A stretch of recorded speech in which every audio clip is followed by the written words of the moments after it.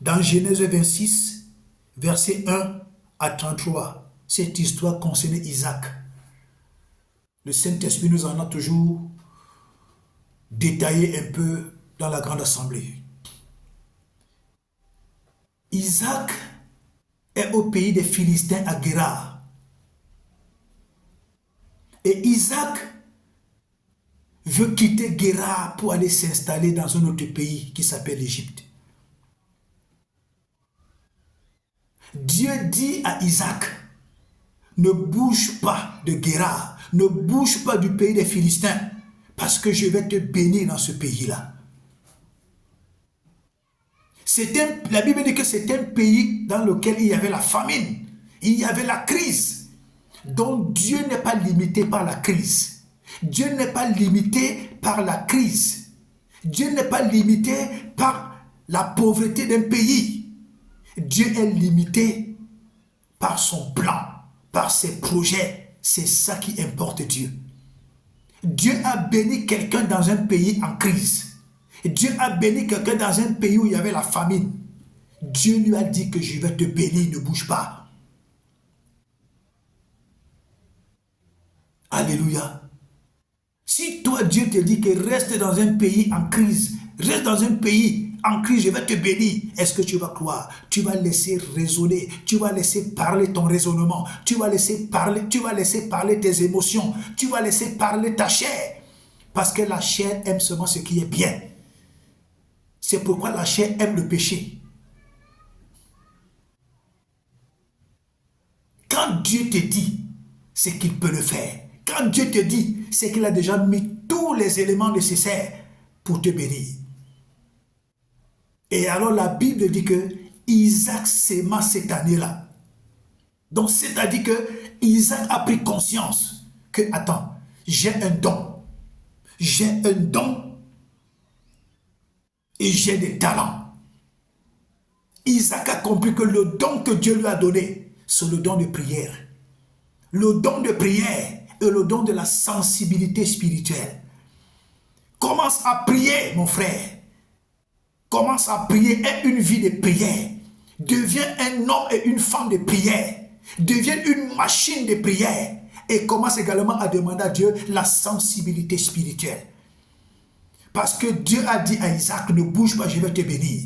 Donc c'est-à-dire que Isaac passait du temps à demander à Dieu, Dieu, moi je vais quitter le pays ici. Je vais quitter le pays ici. Je vais quitter le pays ici. Et quand Isaac se décide de quitter, c'est là où Dieu lui parle, ne quitte pas.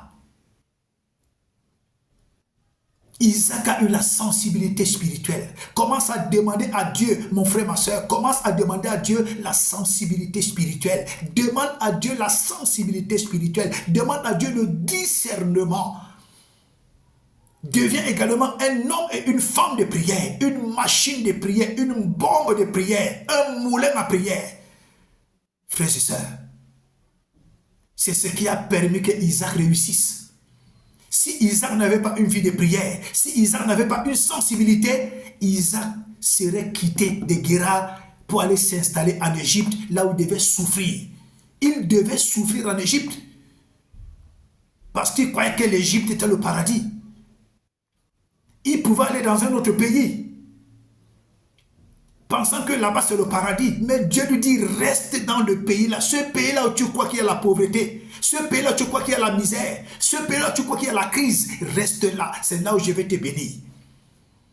Parce que quand Dieu te bénit dans un pays qui est en crise, quand Dieu te bénit dans un pays où les gens ne réussissent pas, où les gens se disent que c'est dur, pour Dieu, rien n'est dur. Quand Dieu te bénit dans ce pays-là, tu deviens puissant. C'est pourquoi la Bible dit que tout ce que Isaac a fait, il a réussi parce que Dieu est avec lui.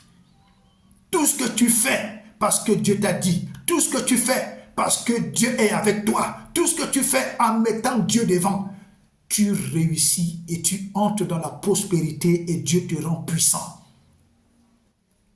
La Bible dit que Isaac est devenu puissant. Il allait s'enrichissant jusqu'à devenir fort riche. Au point où le roi de Guérar, le roi des Philistins, a pris ses conseillers. Ils sont allés voir Isaac pour dire à Isaac, pardon, nous savons que toi, Tu es un homme spécial. Tu es puissant. Il y a quelqu'un dans ta vie qui te rend puissant. Il y a quelqu'un dans ta vie qui te fait réussir. Pardon, ne nous fais pas du mal. Tisse une alliance avec nous que nous ne t'avons pas maltraité.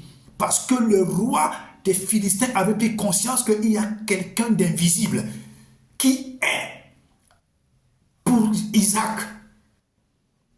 Parce que là où eux, ils ne réussissent pas, tout ce que Isaac fait, il réussit. Il creuse les puits, il ne trouve pas de l'eau. Mais Isaac creuse les puits, il trouve de l'eau. Ils font l'agriculture, rien ne marche. Mais Isaac fait l'agriculture, ça marche. Ils font l'élevage, rien ne marche. Mais Isaac fait l'élevage, ça marche. Les Philistins, même le roi, a dit que non. Le type-ci, il y a quelqu'un d'invisible. Il y a quelqu'un d'extraordinaire. Il y a quelqu'un d'inimaginable. Il y a quelqu'un d'impensable qui travaille pour lui.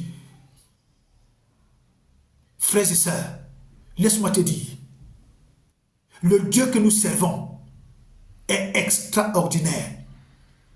Il laisse que nous passons par des bouleversements. Il laisse que nous passons par des situations. Il nous travaille dans des épreuves. Il nous travaille dans des difficultés. Il nous travaille dans le mépris. Il nous travaille dans des insultes. Il nous travaille, il nous forme, il nous forge. Quand le moment arrive que Dieu commence à te bénir, ce sont des hommes et des femmes qui connaissent ta vie d'hier qui commencent à dire que non. Et il y a quelque chose d'extraordinaire dans la vie de cette femme, dans la vie de cet homme.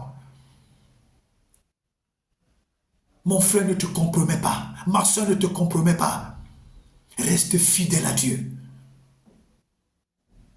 Alléluia. Reste fidèle à Dieu. Isaac avait le don.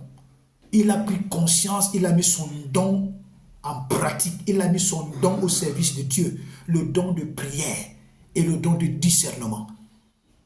Isaac avait des talents. Il avait le talent pour l'agriculture, le talent pour l'élevage, le talent en tant que spécialiste pour creuser des puits et trouver de l'eau. Il savait où creuser et trouver de l'eau.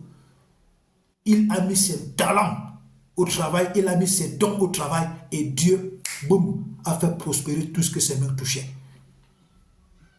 Alléluia. Bien-aimé dans le Seigneur, ne te méprise pas. Ne te méprise pas. Tu ne sais pas de quelle capacité notre Dieu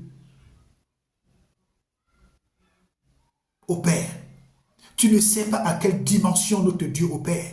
Tu ne sais pas ce que Dieu est déjà en train de fabriquer dans ta vie. Tu ne sais pas ce que Dieu est déjà en train de faire dans ta vie.